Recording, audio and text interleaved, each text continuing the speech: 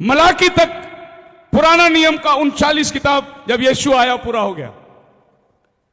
सुसमाचार 4 यीशु मसीह धरती में जीवित था, पूरा हो गया। प्रेरितों के काम जब चेलों ने जाकर कलीसिया की बाने काम करे, प्रेरितों का काम पूरा हो गया। रोमियो की पत्री से पौल जाके जेल में लेटर लिखने लगा, वो उन समय के कलीसियाओं को खत लिखा, वो उस समय पूरा हो गया। 2 और पत्री आप पढ़ सकते हैं, यहूदा का, पतरस का पत्री, फिलेमोन का पत्री। ऐसी 2 पत्री है जो पौलुस ने नहीं लिखा। कुल मिलाकर पौलुस ने 14 किताब लिख दिया उसमें। अभी आप बताइए कि रोमियो से यहूदा तक पत्री का काम है, बचा कौन सा किताब? खाली प्रकाशित वाक्य बचा। एक ही किताब बचा है जो अभी होने वाला है, बाकी सब किताब हो गया है। हालेलुया। कौन सा किताब होने वाला है? खाली एक ही किताब बाकी है, बाकी सब हो गया है। और यही किताब चर्चों में बंद करके रखा गया है। यह किताब के ऊपर कोई बात नहीं करता, यह किताब के ऊपर कोई प्रचार नहीं करता, क्योंकि यह किताब भयानक दिखाई देती है।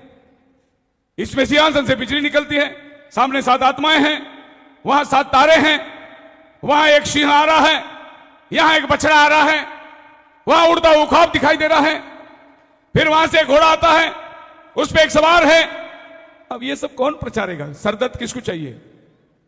लेकिन आपको पता है, आज आपको जो जानने वाली बात है वो यही जानना है। आप मेरे साथ हैं? हालेलुया। 180 में मेरे प्रिय लोगों, आगे हम जाएंगे तो उस मेमने को हम देखते हैं 5वां अध्याय का 6वां वचन के अंदर। उस मेमने को 7 सिंग और 7 आंखें हैं। 7 सिंग और 7 आंखें किस चीज को दर्शाता है? यह सिंह जो है और ये आंखें, अभी आप देखिए कि ऐसा कोई प्राणी नहीं है जिसको 7 आंखें हैं। लेकिन फिर बाइबल कहता है जो 7 सिंह है, 7 आंखें हैं, वो परमेश्वर का 7 आत्माएं हैं। हालेलुया। ये 7 आत्माएं परमेश्वर का किधर है? धरती पे, जेड़े सारे धरती उत्ते कल्ले गए हैं। हाँ, ये सारे port into all the earth. परमेश्वर सिंहासन पर है, लेकिन धरती में ये 7 आत्माएं काम कर रही है। ये 7 आत्माएं परमेश्वर की है। अभी आपको सारे जगह में जहां 7-7 लिखा था, वो यहां पर खुला हो जाता है कि ये 7 आत्माएं क्या है? ये धरती पर 7 कलीसिया काल के युग में परमेश्वर की ओर से आई हुई आत्माएं हैं। बोलो हालेलुया। हालेलुया। तो जब आप 5वां अध्याय में आ जाते हैं तो हम क्या देखते हैं? एक बंद किताब लेकर सिंहासन पर कोई बैठा हुआ है। तो ये 7 मोहर लगाई हुई किताब, भीतर और बाहर मोहर लगाई, और ये किसके हाथ में है? जो सिंहासन पर बैठा है उसके हाथ में है। अब यूहन्ना ने उस किताब को देखा और फुट फुट कर रोने लगा, हाय, ये किताब मेरे लिए कौन खोलेगा? और वो रोने लगा क्योंकि ऐलान हुआ आसमान में, धरती के नीचे कोई लायक नहीं जो अपनी दृष्टि भी उस किताब में डाले। मतलब यह है कि सिंहासन पर कोई किताब पकड़ के रखा हुआ है, लेकिन जॉन उस किताब को देख नहीं सकता, कोई उस पर नजर नहीं डाल सकता। वो किताब इतना सामर्थ्य है। लेकिन जॉन को एक बात मालूम है, उस किताब को अगर कोई खोलकर मुझे दे तो मेरा अधिकार मुझे मालूम होगा। जब वो किताब को लगा हुआ 7 मोहर, ये 7 मोहर को खुलना है, यही वो किताब है जो प्रभु ने आदम को दिया था, लेकिन आदम ने अपना अधिकार को खो दिया। यह किताब मानव जाति को फिर से मिलना है। वो किताब को जब खो दिया आदम ने, वो किताब सीधे सिंहासन पर चला गया। जो उसका ओरिजिनल ओनर है वो हाथ में लेके बैठा है। कोई तो आएगा और ये किताब को लेकर आदम को वापस लौटाएगा। इसलिए वो किताब सिंहासन पर 4000 साल से इंतजार कर रहा है। हालेलुया। हालेलुया। तब वो एक मेमना आकर बीच में खड़ा हुआ और देखा कि वो मेमना लहूलुहान है, वो बद्ध किया हुआ मेमना है, यानी मार खाया हुआ मेमना। और ये मेमना वो किताब को सिंहासन से लेता है, क्योंकि यह किताब को हाथ में लेने के लिए लहू की जरूरत है और कोई लहू नहीं दे सकता। इसीलिए मेमना आकर खड़ा है।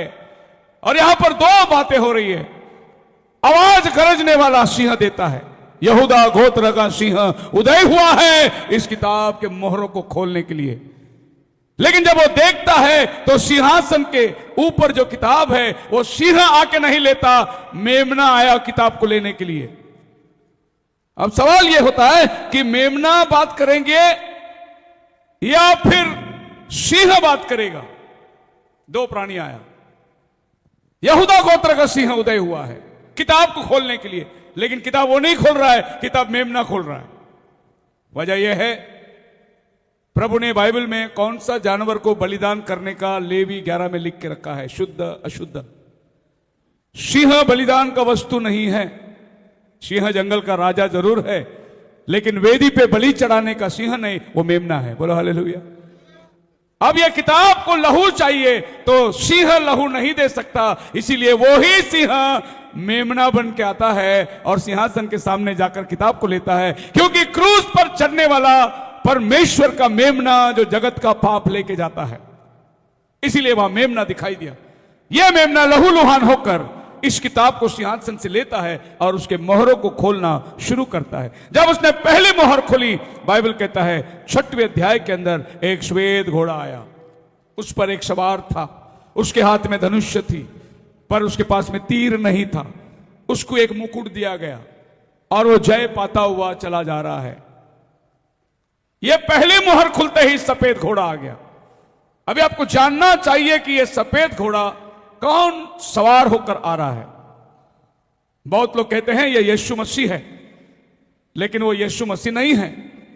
कारण इस आदमी को मुकुट दिया गया है और मेरा प्रभु को कोई मुकुट दे नहीं सकता।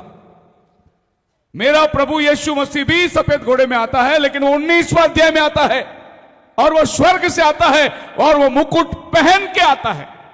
लेकिन इधर ये घोड़ा वाला को लोगों ने मुकुट दिया। और क्या आपको लगता है कि हम प्रभु को मुकुट देंगे? नहीं। अरे वो 24 सिंहासन पर बैठने वाले अपना मुकुट को फेंक दिया उसके सामने, फिर हम कौन होते हैं उसको मुकुट देने वाले? तो ये आदमी ब्लफर है, ढोंगी है। ये मसीह का रूप लेकर आया और इसके अंदर भी बहुत बातें हैं। एक प्राणी आके कहता है, पढ़िए 6वां अध्याय का पहला वचन। एक 4 जंतु में से एक ने आवाज दिया, आ। आवाज नाल आख दे सुनिया। ये पहला जंतु जो सफेद घोड़े को आवाज देती है वो सिंह है। उसके बाद जब दूसरा मोहर खुलता है, वहां पर दूसरा घोड़ा जो लाल रंग का है चला आता है, उसके हाथ में तलवार दिया गया। याद रखना, ज़करिया की किताब में 6वें अध्याय में 4 घोड़ों का बात किया है और प्रकाशित वाक्य 6वें अध्याय में 4 घोड़ों का बात किया है। ये 4 घोड़े ये पृथ्वी के राजकरण के, पृथ्वी के ऊपर जाकर सब अपने हुकूमत को चलाने के लिए जा रहे हैं। 4 घोड़े। अभी देखो, मैं आपको यह बताना चाहता हूं कि सफेद घोड़े के पास में बाण है, लेकिन उसके पास तीर नहीं है। उसको मुकुट दिया गया है, उसके खुद के पास मुकुट नहीं है। तो फिर ये आदमी का चुना हुआ आदमी, इसको मुकुट देकर इलेक्शन करके इसको लीडर बनाया गया है। अभी ये निशानी मैं आपको बताता हूं। अमेरिका का पूर्व प्रेसिडेंट ओबामा बैठा हुआ है और उसके टेबल में देखो एक बाण रखा हुआ है, लेकिन उसको तीर नहीं है। और ये जिस सिंहासन पर बैठा है वो तलवार से बनी हुई सिंहासन है। कहीं ना कहीं आपको ये 4 घोड़े राजकरनी में मिलेगा। निशानी, अगर आप अभी सचेत हो जाएंगे तो आपको मैं अभी इंटरेस्टिंग बातें बताऊंगा, पॉलिटिकली कैसे बाइबल को इस्तेमाल किया गया और प्रभु ने कैसे 2000 साल पहले बताया क्या क्या घटना होने वाली है। हालेलुया। सो ये दृश्य को देखो, इसमें तीर नहीं है लेकिन बाण रखा हुआ है। अब बताइए, देश के बड़े प्रेसिडेंट और अधिकारी लोग बैठे हुए हैं, वो टेबल में बाण और तीर का क्या काम है? सिंहासन बनाया हुआ उसमें, ये पूरा स्वॉर्ड से तलवार है। अब सिंहासन पे तलवार का क्या जरूरत है? ठीक दूसरा घोड़ा आता है, वो तलवार को लेके आता है। पहला घोड़ा आया, वो बाण को लेकर आया। तो आपको यह समझना है कि हो ना हो, ये सफेद घोड़े पर जो सवार है वो कोई ना कोई पॉलिटिकल पावर आ रही है धरती पर राज्य करने के लिए। अभी इजराइल का लड़ाई हो रहा है, आसपास के सब मुस्लिम देश इजराइल के खिलाफ खड़ा है, लेकिन इनका बैठक में जाकर इनको एकत्रित लेके बैठने वाला कौन है आपको मालूम है? अमेरिका का प्रेसिडेंट ट्रंप जाके बैठा है उधर।